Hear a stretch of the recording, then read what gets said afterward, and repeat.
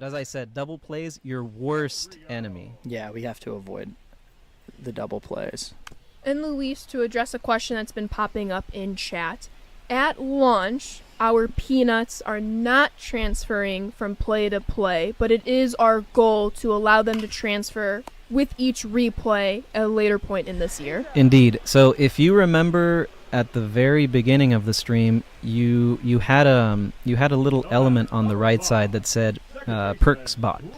And so what that means is those are the perks that you would buy from the coach's cart that carry over to every single run of that board. So those are permanent purchases. And as far as peanuts go, yes, you can save up your peanuts from run to run as well. That's your permanent resource there. So you can save up. You might not be able to buy that perk that you want on your first run. Maybe you have to run it twice, run it 3 times, and then you can afford it.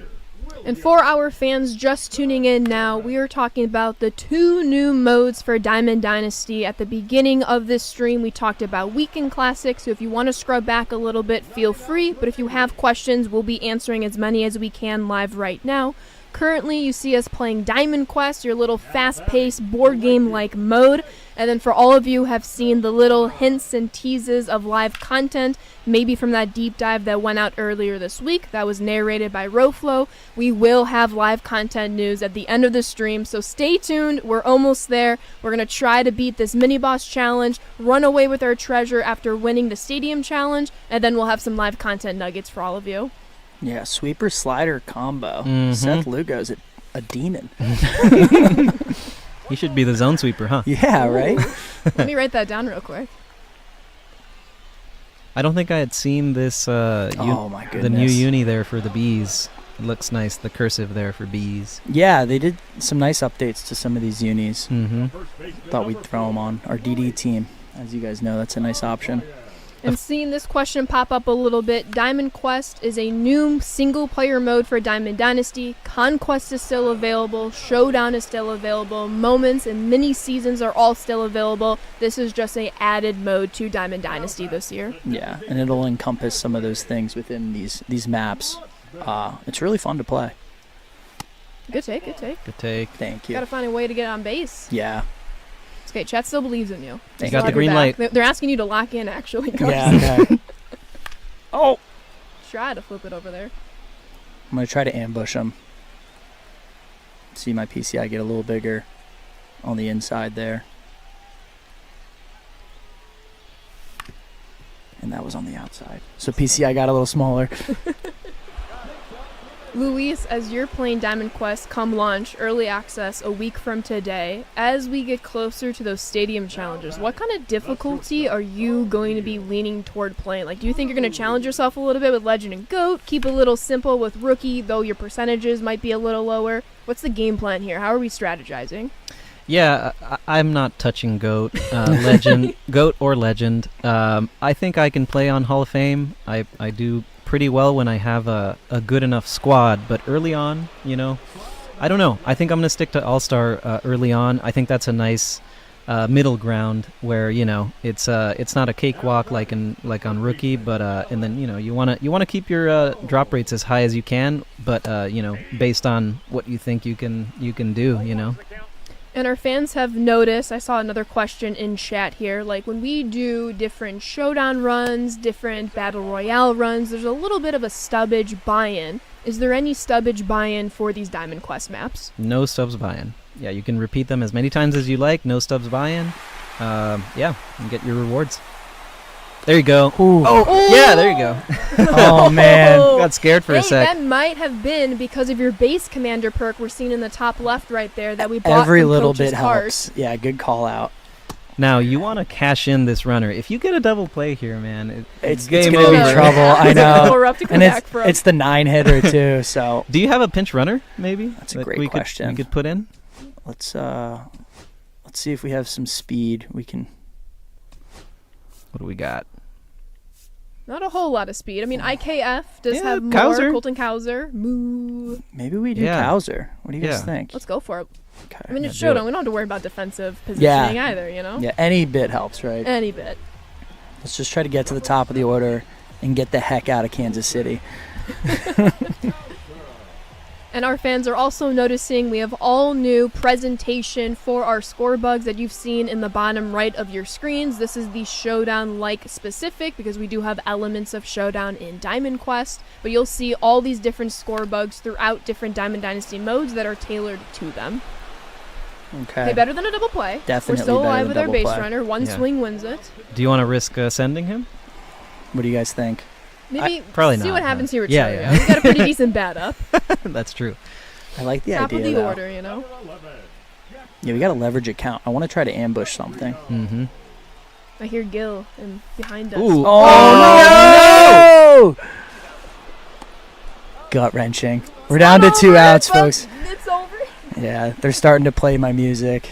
We're just trying once again to illustrate that if we were to lose here, Yes, we get a penalty, Exactly. what all that means. This is purely for educational, demonstrating purposes. Exactly. So let me get ahead of the inevitable then. Inevitable.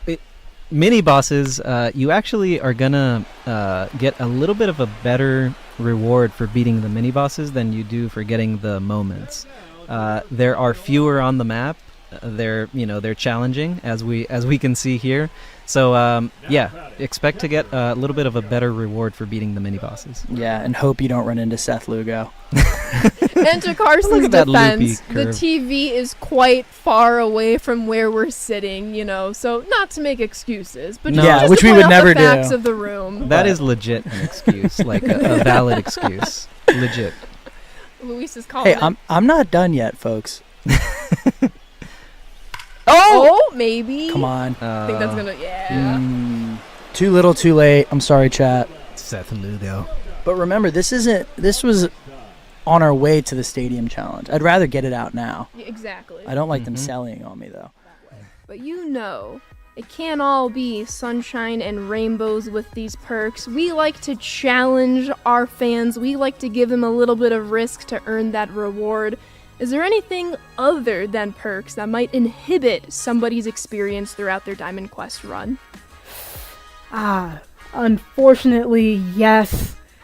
While you're traversing the game board, you might come across some penalties, especially when if you quit out of any gameplay. So if there's some moments that you're just like, I don't want to right now, be careful if you're going to choose to quit, because you most likely, almost 100% of the time, will earn a penalty for quitting out. Perks, penalties, they're all stuff you're going to have to, fight through in this game board as you make your way to the stadium challenges. What signifies the end of the board, Kayla? The last stadium challenge or uncovering every square?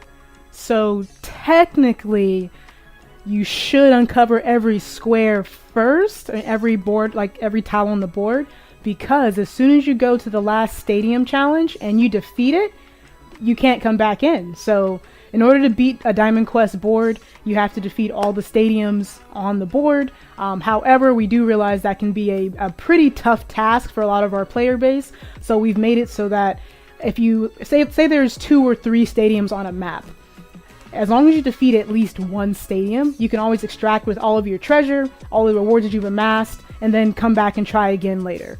So the real answer here is, if you make your way through the entire run and challenge every single stadium, you'll leave with the most amount of rewards all at once.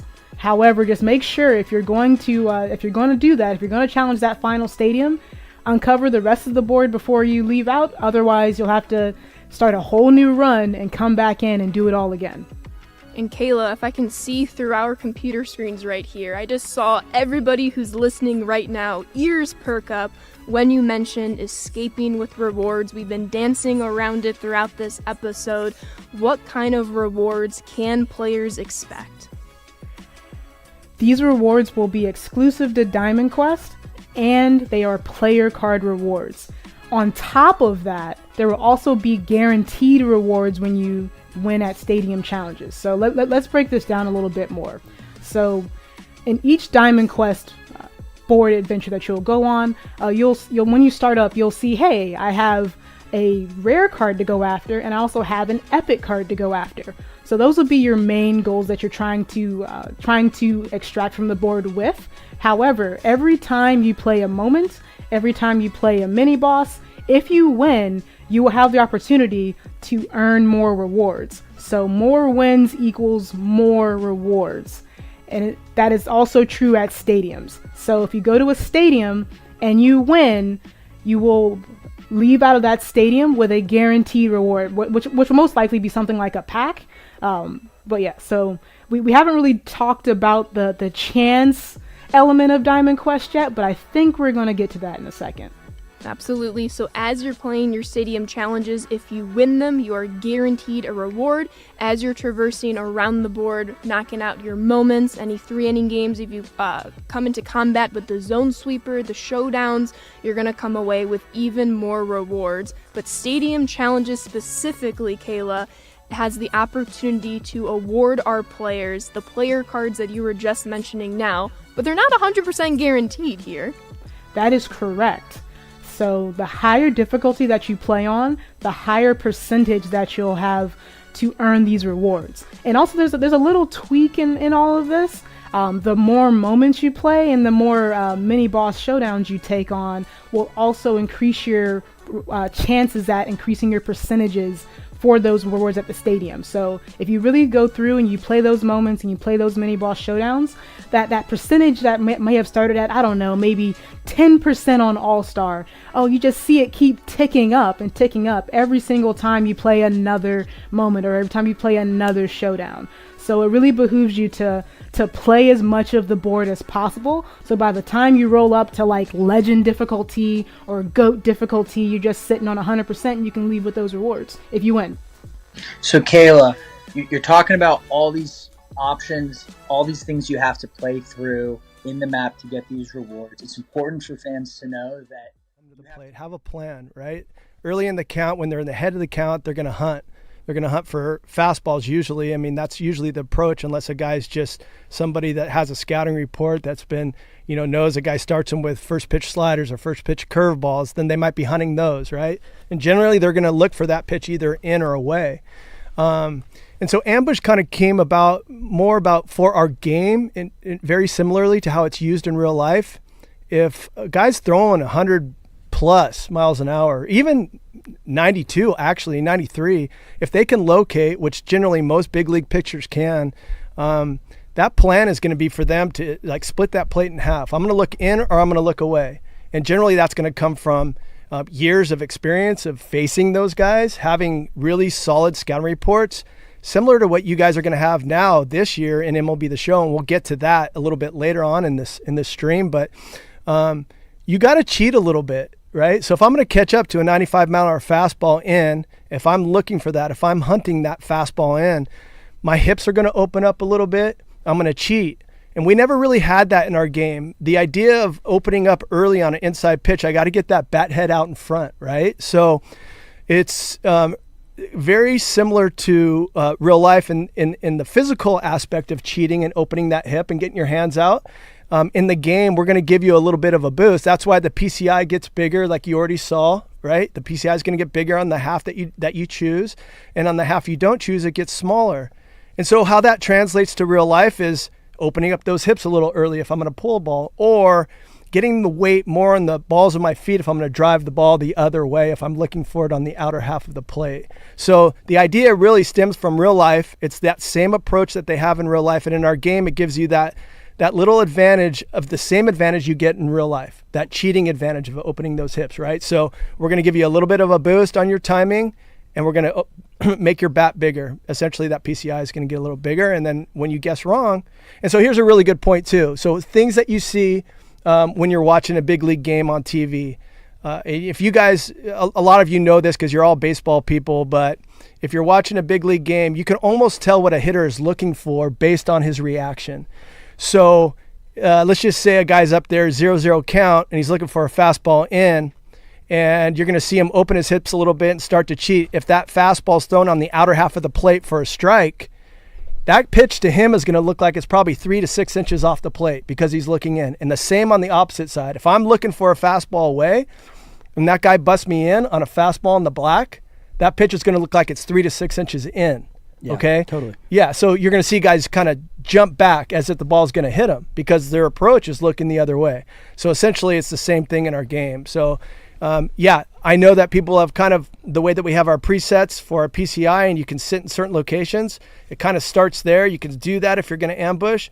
Personally, I like to use it when I'm ahead in the count. Yeah. For me, it's a strategic thing. So I use it very similar to the way I hit in real life and the way I think a lot of major league hitters hit in real life. So it sounds like, Gil, ambush hitting is completely optional, pitch by pitch by pitch. It is, and you'll see a little OSD below the strike zone that tells you can select the left side of the plate or the right side of the plate. You can go in the options for the clean screeners out there. You guys could turn that off because once you get the hang of it, you really don't need that up there anymore. And then you can actually, at the very last, you can do it all the way up to the pitch release. So you can go back and forth, and right before he releases the ball, you can be set on which side of the plate you want to be on. And if you, at the last second, don't want it, you can cancel it. Yeah, so this is just something that you guys are going to be able to use. You're going to have that approach just like MLB players have, kind of what Gil's saying here. And you can kind of pick your spots with it. Like you said, when you're ahead in the count, like I have a 3-1 count, and I think that fastball is coming up and in, I'm going to ambush it, and I'm going to try to make him pay. So it's going to be completely optional. Pick your spots. But it's just another way to kind of have that MLB approach while playing our game. It is. Well, sorry. The one thing I wanted to say too, I'm going to let Connor talk because I just interrupted. I'm sorry, Connor. No, I don't mind. I tend to do that, but I do want to bring this up before I forget. You can go to go on YouTube and just look up a very specific one. You got, I think it was Harold Reynolds was interviewing Freddie Freeman on his grand slam that he hit in the World Series. And he talks about hunting the pitch that he hit out. He was talking about I think he was looking at the scouting report from Ohtani, and he was looking at how the lefty was throwing Ohtani so that he could have a plan when he stepped up to the plate. And he was getting cutters and sliders away.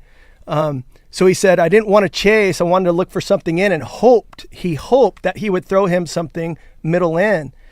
Well, sure enough, he got that pitch, right? So that's exactly what ambush hitting is, and that's exactly what Freddie Freeman did at that time at the plate, and they all do it, right? Yeah, I talk to big leaguers that come in here, and I love this. Throughout development, for the last 8 or 9 months, we've had different big leaguers come in here. Colin's had guys come in here. He comes and introduces them to us, and all the position players that come in, every single one of them, I talk to them about this new mechanic in the game. And half of those guys love playing our game. So they know how it translates from real life into our game. And so they're super excited about the feature. Yeah, and it's just going to be that layer, an extra layer of hitting and pitching, right? That song and dance you have with the guy throwing the ball. Totally. Connor, why don't you talk about the pitching side of it too? Totally. Because this isn't just for hitters. Yeah, I think before we dive into the pitching side, Colin, if you don't mind, can you pull up the They can pay. It might just be a little harder to time it up if you are picking the wrong side of the plate, right? Just slightly on the timing side of things. It's really more of just the bat getting a little bit smaller. So, yeah, there is a penalty on the opposite side for sure. Yeah, I'm seeing tons of W's in the chat. We're so excited to get you guys this feature in 25. I think it's really going to change the way you play as a hitter and as a pitcher, like Connor mentioned. So, and really, to just really address a question real quick that I have been seeing in chat, this is not the same as guest pitch, right, Gil Connor? The pitcher has no idea which side of the plate I'm ambushing. Yeah, we should correct that for sure. Make sure people totally understand it. Is nothing. It's similar in terms of like you're looking for a location. But one of the things, and I'll go back to what I said about choosing one half of the plate, you're not going to know whether the guy's throwing in that zone. The guest pitch feature actually will highlight, if you guess correctly, it'll highlight. You could do both. You could guess the location, you can guess the pitch type, and you get different feedback, but it's always going to tell you before it gets to the plate. And that's the arcadey style of it, right? So this is actually a real sim. This is you just essentially getting a little boost for things that you were kind of already doing before, maybe looking in or looking away, but you're getting that cheat. Yeah, and remember, this is completely optional. It's by pitch, like if you like it one pitch, you can use it. You don't have to use it. You can always cancel out by clicking R3. Yeah. So tons of flexibility for hitters. You can use this to your advantage, or you can just continue to hit the way you like to hit before. Yeah, and the other thing that's cool is like I talk to people around the studio, guys that have been playing this for the last couple months since it's been finished, and everybody has like a totally different like kind of approach to the way that they do it. The guy that's sitting next to me here that's actually playing the game, Dre's Shout out Dre. Shout out Dre. Dre, what's your approach? What do you like to do? I like to sit on the handedness of the pitcher. So for instance, if I have a right-handed batter and it's a right-handed pitcher, I'm probably going to ambush to the inside of the zone. But if it's a right-handed batter and it's a lefty, then I'm going to set that ambush to the outer side of the zone, just because that's where I like to set my PCI at when the ball's coming in. So it's just easier for me to keep it on that side. So if he wants to pick that side and I'm already on that side, should be good money. Yeah, there you go. And I think he also told me the same thing kind of I do, is I don't really use it with 2 strikes or when I'm behind in the count. I always use it when I'm ahead in the count. Every once in a while I will. Every once in a while. I'm telling you, Ashley. Gotta throw them off their rhythm. I mean, you can tell me, Gil. I'm not taking notes over here. Yeah, we can't give out our full plans. I think another thing to note is you can still use PCI Anchor with this addition as well, Yes. which is very cool. And in terms of PCI Anchor, we've added a few just quality of life things. Dre, if you don't mind. Updates for you all, and we're gonna start with ambush hitting. What is it? Ambush hitting. Everybody's wondering. Well, all of you that know baseball lingo, ambushing a fastball would be like teeing off on a first pitch fastball, inside or outside. You're looking away or you're looking in and you just smoke it. Perfect, right? It's an extension of our zone hitting mechanic. So yeah, super excited to have this new feature in the game. So then you bring it from the baseball perspective. How do our fans then do it within MLB The Show? How can they predict the pitches? Yeah, so that's super cool, and I'm so excited about this. Obviously, we're all baseball people here, and having experience playing in real life, understanding what it's like to face a 95-mile-an-hour fastball, let alone 105-mile-an-hour nowadays, these guys in the big leagues, you got to have a plan when you come to the plate. These guys can't walk up to the plate, look for a fastball in, and look for a fastball away. You just can't do it. So especially when you're ahead in the count, ambush hitting gives you the ability to kind of attack and have your own little scouting report and plan based on how that pitcher's attacking you that day. So if I look for a fastball in, I move the right stick to the left if I'm a right-handed hitter, and I can jump on that inside fastball. And what it does is it gives you a little bit of an edge. It gives you like basically a bigger bat and a little better timing window. Right? But if I guess wrong, it's going to shrink that PCI. So on the opposite side, probably shrinks it about 2 difficulties higher, and your timing slightly worse. But it doesn't mean you can't hit a mistake when you guess the wrong side. So just like in real life, Ashley, like if I'm looking away for a fastball and somebody hangs me a curveball, I can still move my PCI. It lights my eyes up and he hangs it. I can still hit a perfect. So it doesn't take anything away from you other than the size of your bat. No, that's perfect, Gil. It's great to see that prediction within the game. I mean, I know I've hung some curveballs for you. I can only imagine if you had ambush hitting at that time, what that could have resulted in. Yeah, you got payback coming to me. I know. Oh, I got you. But the cool thing is, too, is like I know for me, I use a PCI when I'm playing, and so I'm always leaning a little bit inside or leaning a little bit outside, but now I have that extra motivator with ambush hitting. That's going to reward me when I guess inside correctly. A pitch comes inside, boom, I demolish it. Or if a pitch is outside but I'm guessing inside, I still have time to make up that window. I was just going to say, on the pitching side of things, I think it's a game changer as well. You're not going to see in online play what your opponents, which way they're ambushing. So it's constantly going to be a cat and mouse game and a guess of, are they sitting inside on a sinker or what are they doing? And I think that's one of the coolest things is it's going to impact everything. And it's also an option that you can either opt in or not, right? And so essentially, like you were saying, you're already sitting with your PCI in if you're looking in, right? You're already sitting with your PCI out, or you're locking it in a position based on how you like to move the PCI or what feels most comfortable for you. So you can either opt in or not. And for me, playing this game, I like using it ahead in the count, right? So as long as I'm not behind in the count, then I'm using my ambush hitting. And, you know, if I'm looking inside and he throws it away, I just let it go. If I'm looking away, he throws it inside, I just let it go. I get to 2 strikes. I don't use it anymore. And now I'm just battling up there. Yeah, so I'm hearing, you know, you get to pick a side on the plate. You get to zero in. This is all optional. Remember that as a hitter. And that PCI is going to give them their offers first thing into the off season. I mean, I love the fact we're still talking about the logic. That, like, we haven't even covered it all yet. So I hope the community loves all this stuff. We're not even done the list yet, but all this stuff is driving the new free agency system. So first mover advantage logic. I think everybody wants to be wanted. Free agents want to be wanted, you know. So, you know, if you make that first offer, if you take that step forward, we're going to reward you in motivation. This free agent's going to be more motivated to sign with you. And conversely, if you sit back and wait and let the market play out and you don't make that first offer, free agents, you're going to get punished. They're not going to want to sign with you because you're not being aggressive. You're not aggressively pursuing them. They want to be pursued. They want to be wanted. They want to be wined and dined. So this is kind of that logic that's baked in there.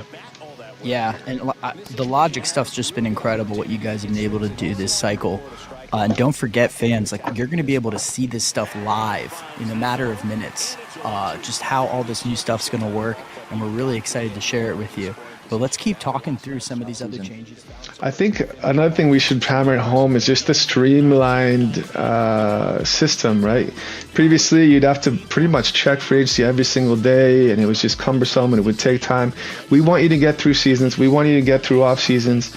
We love the off-season, free agency, all this stuff, and we want you to go in the future and do future years to build your teams, to build dynasties, and win World Series. So the streamlined approach is another thing we're excited about.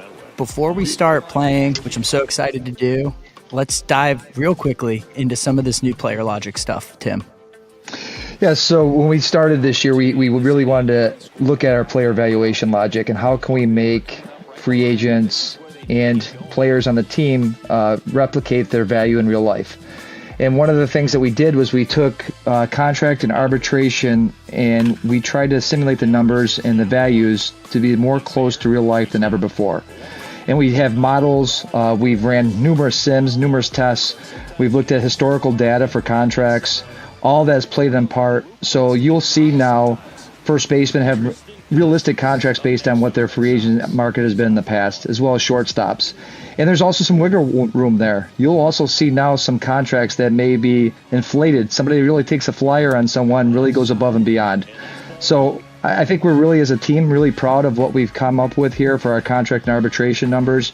And it's going to be more closely resembling real life than ever before, especially our arbitration and contract numbers. And then, Tim, you've been hitting on this theme all throughout this feature premiere. We're trying to make the free agent logic, the player evaluation logic, as realistic to what's going on in real life, and as we're bringing it into our video game with even more logic with the new contract and arbitration. But that's not all in this topic. What about terms here with how long these contracts are? So we did a lot of research on this, and we wanted to make our terms as realistic as possible. So you will no longer see those 34, 35, 36-year-old players looking for 6-7 year deals, and they shouldn't be signing those. But on the flip side, you will see those young superstar players looking for 9, 10, 11-year deals, and they'll get those in this new free agent system.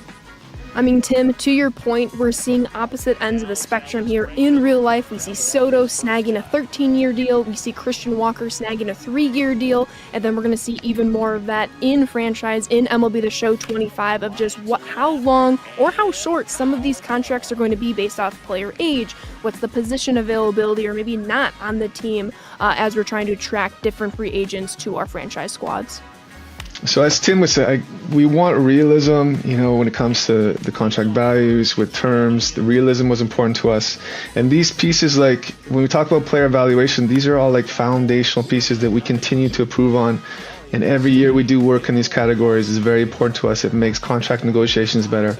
It's going to make the trades better. We're already seeing trades that are way better than we've seen in the past. So these are all foundational pieces with the player evaluation. Yeah, and like going into the player evaluation, realism still reigns supreme. I know you guys have done a lot of work improving the defensive war logic. Clayton, can you talk to me more about that? Yeah, it's bothered me for a few years. I think we were seeing guys that aren't, like, they don't have the range of other players, kind of getting rewarded with our defensive war logic. So we wanted to reward guys that can actually get to the ball and make plays that other players can't, So we reworked the logic there. We're seeing some good outcomes. Again, it affects player evaluations, it affects trades, it affects, contract negotiations. So we've improved this, and guys that are really good defensively, have really good range, can make the spectacular highlight reel plays, they're going to get rewarded. And Clayton, it seems like we have a little bit of a theme going in MLB The Show 25. Just a couple of weeks ago for the gameplay feature premiere, our fans were able to listen from the gameplay team, see all the new defensive improvements. That defense is continuing to matter even more in MLB The Show 25, and that is no different for franchise in MLB The Show 25. Oh, we're picking up right on that. Obviously, you make a diving spectacular play, and if you have this range that like a first baseman compared to a shortstop, typically first basemen don't have that range. So we don't want to reward them for, making all the plays when they're not making the spectacular plays. It should be a balance of both, but when you have that extra range, you can reach balls that other players can't reach. You should be rewarded for it, and you should see it in your defensive WAR. All right, community, you hear it. Defense is mattering all throughout MLB The Show 25, but this isn't all for the player evaluation logic. Once again, fans, we will be playing this live on the couch in just a few minutes, but Tim, walk us through the upgraded trade metric logic. So the theme has been so far this offseason is that contracts matter, and contracts matter with trade value as well. So if you look at some of the players that you see in the hot stove in real life, some contracts are difficult to move, and the reason they're difficult to move is their value from the WAR or from the perspective of the teams is lower than what the contract value is assigned. And we're replicating that much closer now than we've ever done. Our prospects will see their values to be much higher than they've been in the past, and we also see a knock to those players that are overvalued based on their contract logic that is overpaying them. Yeah, you see a lot of immovable contracts now, and in the past we were probably seeing too many top prospects traded for essentially some of these older veterans on bad contracts. So we wanted to remedy that, and then on top of that, we have a two-way player trade metric system that we've introduced. So Ohtani's going to get his fair value, and then obviously through the amateur draft, you can find these two-way players, and you never know, you might get a generational two-way player like Ohtani. You're going to get his fair trade value if you decide to put him on the market. Yeah, I mean, MLB The Show 25 franchise mode, you're going to get all this in free agency.